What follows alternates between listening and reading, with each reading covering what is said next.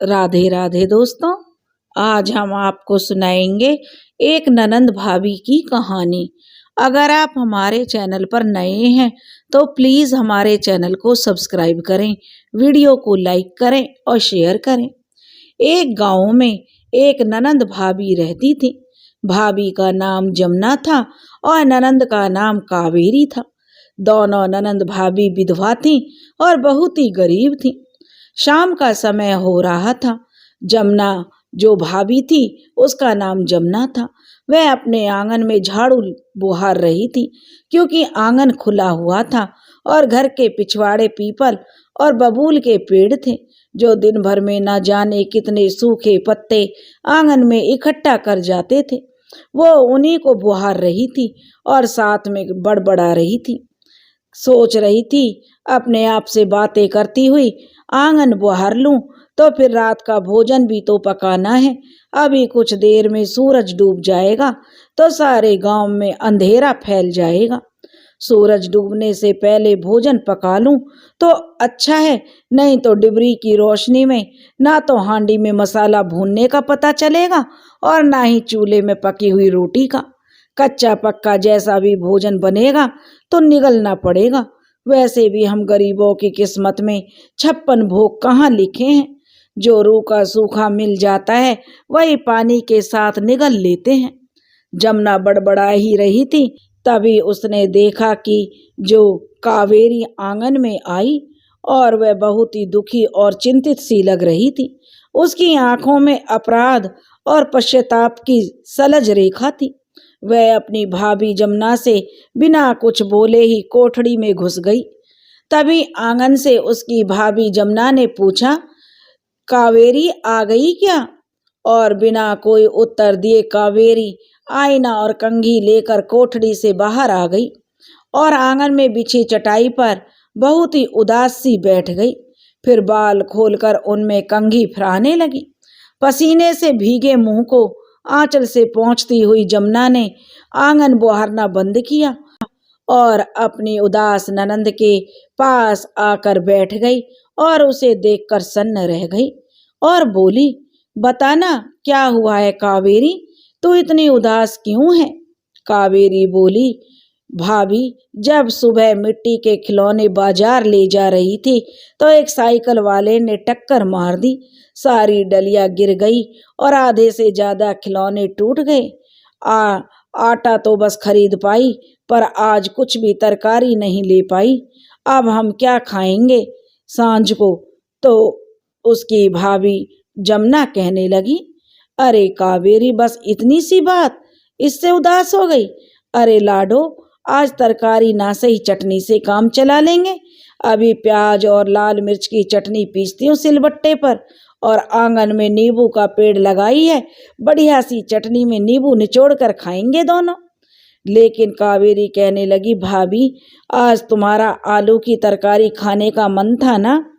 तब जमुना बोली, कावेरी के नजदीक आकर बड़े प्यार से उसके माथे पर हाथ फेरती हुई, क्यों कावेरी, इस तरह से मन क्यों दुखी करती है? तो कावेरी कहने लगी, नहीं भाभी, ऐसी बात नहीं है।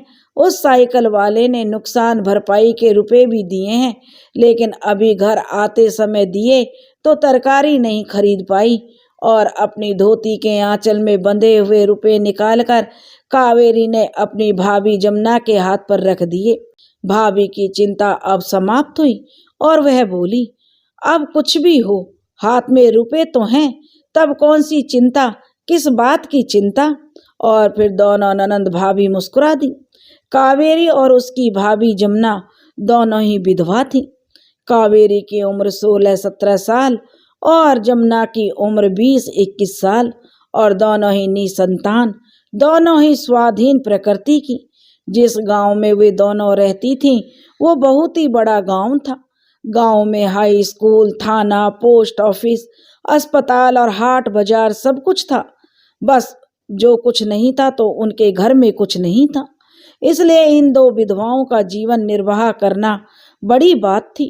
जब कावेरी की उम्र 10 साल की थी तब कावेरी का भाई रंगीला जमुना को ब्याह कर लाया था और जमुना तब 16 साल की थी और जमुना में कावेरी अपनी माँ का रूप देखती थी, क्योंकि कावेरी की माँ बचपन में ही स्वर्ग सिधार गई थी।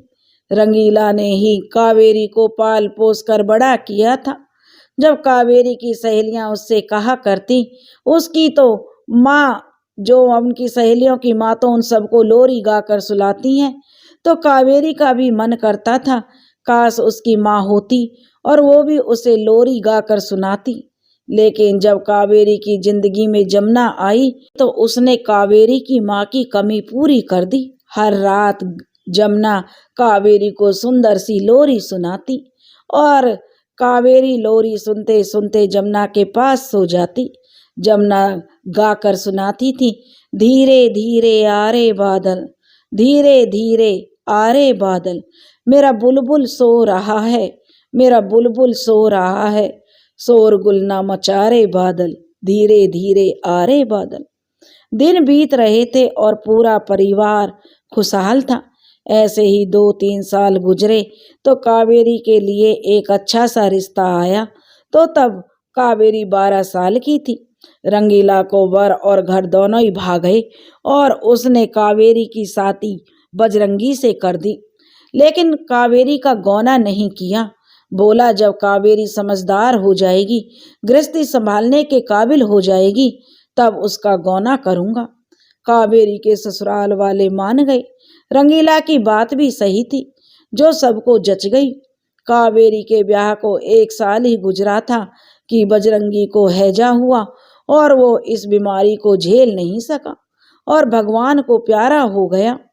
कावेरी के विधवा हो जाने पर उसके ससुराल वालों ने कावेरी से नाता तोड़ लिया, क्योंकि उनका बेटा किसी भी कारण मरा हो। लेकिन इसकी जिम्मेदार तो केवल कावेरी थी, क्योंकि वो उसकी पत्नी जो थी, इसलिए उसको मनहूस, कुलक्षणी और दुनिया भर के नामों से नवाजा गया। रंगीला भी बोला कि मेरी बहन किसी के टुकड़ों की मोहताज नहीं है, उसका भाई अभी जिंदा है और उसे पाल सकता है। दिन फिर गुजरने लगे और कावेरी अपने विधवा होने से अनजान थी, क्योंकि उसे ना तो अपने दूल्हे की फिक्र थी और न ही ससुराल वालों की। वो तो दिन भर भरपेट भोजन करती और हर रात अपनी भाभी जमुना से लोरी सुनती और फिर सो जाती, क्योंकि रंगीला इतना कमा ही लेता था कि तीनों का पेट पाल सके। अब कुछ दिनों के बाद जमुना उम्मीद से हुई। घर में खुशियों की लहर दौड़ गई। लेकिन एक दिन जमुना कुएं से पानी लाते वक्त गिर गई और उसका बच्चा नहीं रहा। रंगीला यह जानकर बहुत दुख हुआ और बहुत दुखी रहने लगा। तब रंगीला से जमुना बोली, भगवान ने हमें इतनी प्यारी बेटी दी है, तब भी तुम इतने दुखी हो रहे हो। अब हमारी औलाद हो या ना हो, कावेरी ही हमारी बेटी है। जब मैं नहीं रोती तो तुम क्यों रोते हो? जो जमुना अपने पति को समझाने लगी। फिर ऐसे ही धीरे धीरे दिन बीत रहे थे कि रंगीला खेतों से काम कर रहा था। आषाढ़ का मौसम था, बरसात होने लगी थी।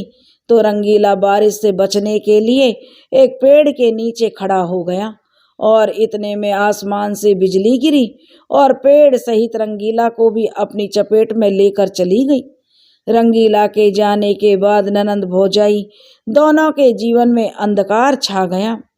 जमुना के मायके में भी उसकी बूढ़ी माँ थी, तो वो भी कुछ दिनों बाद भगवान को प्यारी हो गई। जमुना के मायके में वो मिट्टी के खिलौने बनाकर अपनी माँ के साथ बाजार में बेचा करती थी। तो जमुना को यही काम ठीक से आता था, इसलिए वो कावेरी के साथ यही काम करके अपना जीवन यापन करने लगी। बस यही दोनों की कहानी थी। दिन बीते, वो साइकिल वाला जिसके धक्के से कावेरी के खिलौनों से भरी डलिया गिर गई थी, वो कावेरी को बाजार में एक दिन फिर से मिला और उसका हाल चाल पूछा। कावेरी ने घर आकर जमुना से बताया तो जमुना बोली, अब की बार जब वो मिले तो तू उसे घर बुला लेना, बड़ा नेक दिल मालूम पड़ता है। मैं उसे धन्यवाद तो कह दूंगी, कोई और होता तो कभी रुपए नहीं देता। फिर क्या था, कावेरी को वो लड़का फिर मिला तो उसने उसे घर आने का न्योता दे डाला। उसका नाम मोहन था और वो उनके घर आया तो जमुना ने उसे बिना खाना खाए जाने नहीं दिया। जमुना को जो मोहन भला इंसान लगा, मोहन को भी वो दोनों अच्छी लगी, इसलिए अब वो यदा कदा उन दोनों के घर आ जाता। और एक दिन मोहन ने जमुना से कहा कि मैं सोच रहा हूँ कि शादी कर लूँ। तो जमुना बोली, हाँ तो कर लो, तुम्हें कौन मना करेगी। तो उसी से राय तो जानने आया हूँ, मोहन कहने लगा। तो जमुना ने यह सुनकर बहुत खुश हुई और बोली, उससे क्या पूछना, वो तो राजी है। तो मोहन बोला, क्या सच कह रही हो। तब जमुना बोली, हाँ सच। तो फिर शादी की तैयारियां कर लूं, मोहन कहने लगा। तो जमुना बोली, हाँ बिल्कुल करो। जमुना भी कावेरी के लिए खरीदारी करवाने में जुट पड़ी। जब वो शादी का जोड़ा खरीद कर लाई तो उसे दिखाने के लिए मोहन को भी घर बुला लिया। उस समय कावेरी घर पर नहीं थी। सारा सामान जमुना बाहर लेकर आई और बोली, ये रंग अच्छा है, सुंदर है ना शादी का जोड़ा। तब मोहन बोला, तुम पर तो कुछ भी अच्छा लगेगा, तुम तो हो ही इतनी सुंदर।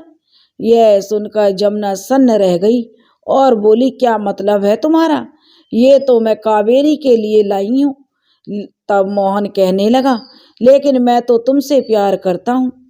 तब जमुना कहने लगी, तुम पागल हो गए हो क्या, वो मेरी बेटी जैसी है, उसकी खुशियों में मैं आग नहीं लगा सकती, तुम्हें उसी से शादी करनी पड़ेगी। लेकिन मोहन बोला, लेकिन जमुना मैं तुम्हें पसंद करता हूँ। जमुना कहने लगी, लेकिन मैं तुमसे प्यार नहीं करती, तुम्हें कावेरी को ही अपना जीवन साथी बनाना पड़ेगा, नहीं तो मैं जहर खा लूंगी। और फिर जमुना के आगे मोहन की एक न चली और कावेरी के संग उसका ब्याह हो गया। लेकिन अब भी कावेरी का जमुना से लोरी सुनने का सिलसिला जारी था। अब जब वे साथ में शहर में रहने लगे थे और किसी त्योहार वाले दिन मोहन जमुना के लिए एक साड़ी लेकर आया और जमुना ने वो साड़ी पहन ली।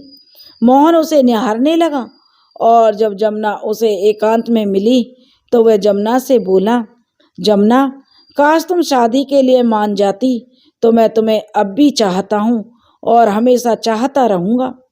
यह बात कावेरी ने सुन ली और उसी वक्त उसने जमुना को अपने घर से बेइज्जत करके धक्के मार के घर से निकाल दिया।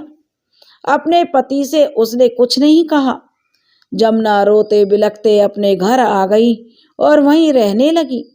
धीरे धीरे 5 साल बीत गए और कावेरी 2 बच्चों की माँ बन गई, लेकिन उसने जमुना की शक्ल नहीं देखी।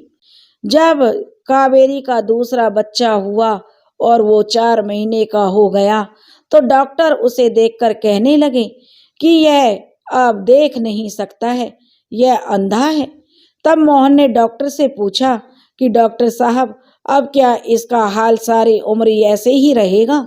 तब डॉक्टर बोले, यदि इसके 5 साल तक होने पर कोई अपनी आंखें इसे दान में दे देता है तो ये देख सकता है, लेकिन बहुत पैसा खर्च होगा इसके लिए।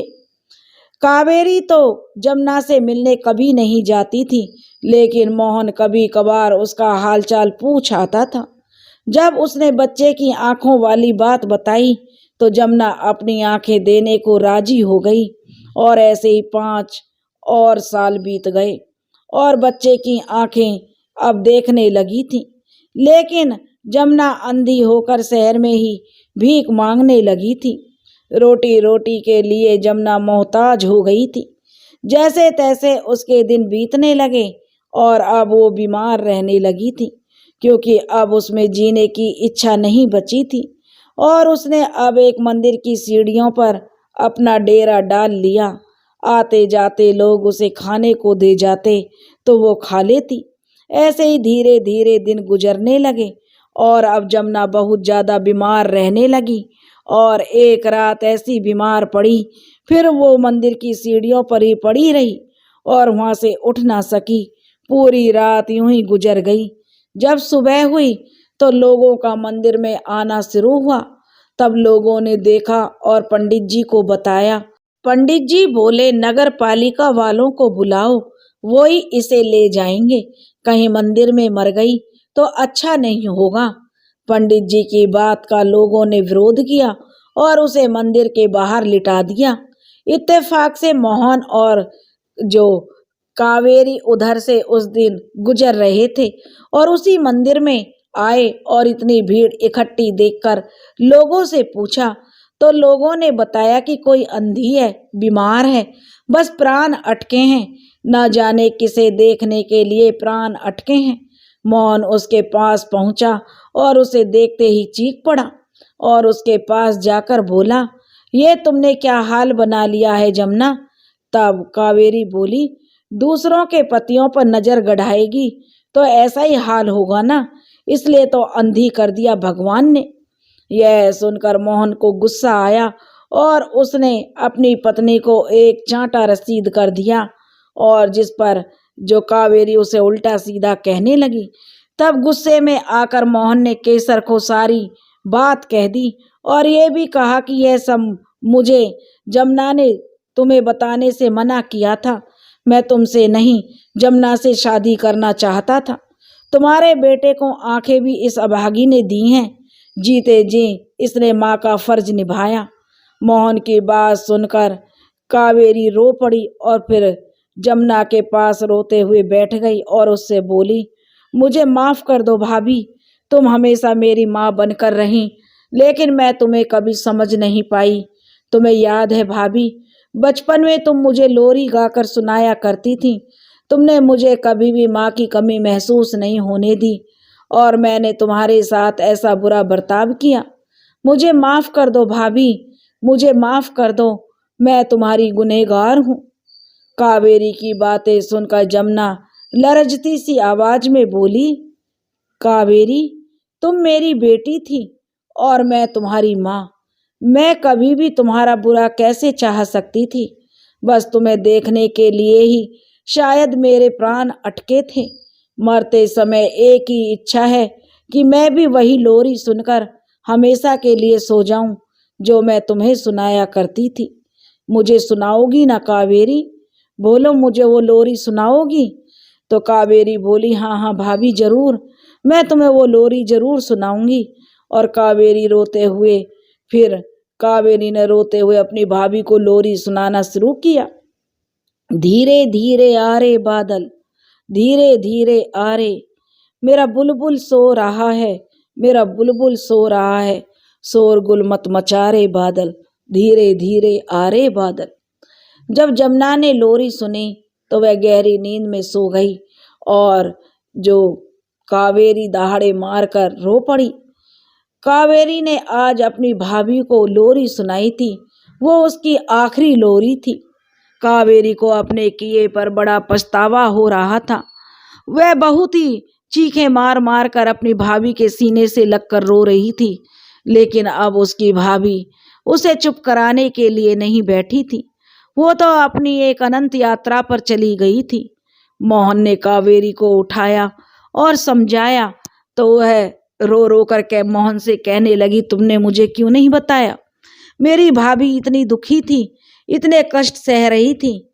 तो मोहन ने कहा कि कावेरी, मुझसे जो जमुना भाभी ने जो वचन ले लिया था, मैं तो जमुना से ही प्यार करता था, लेकिन उसने कहा कि मैं कावेरी से शादी करूं और क्योंकि मैं जमुना से सच्चा प्यार करता था, इसलिए मुझे उसकी बात माननी पड़ी। क्योंकि जमुना ने कह दिया था, अगर मैं तुमसे शादी नहीं करता तो वो जहर खाकर अपनी जान दे देगी। जमुना ने एक भाभी होते हुए माँ का फर्ज निभाया था, लेकिन कावेरी कहने लगी कि अब एक फर्ज मुझे भी निभाना है। मेरी भाभी विधवा थी, लेकिन मैं नहीं चाहती कि वो अपनी अनंत यात्रा एक विधवा के रूप में करें। उसने मोहन से जो अपनी जो भाभी थी जमुना, उसकी मांग सिंदूर से भरवाई, उसके 16 श्रृंगार किए और उसको जो 16 श्रृंगार करके उसका अंतिम संस्कार किया।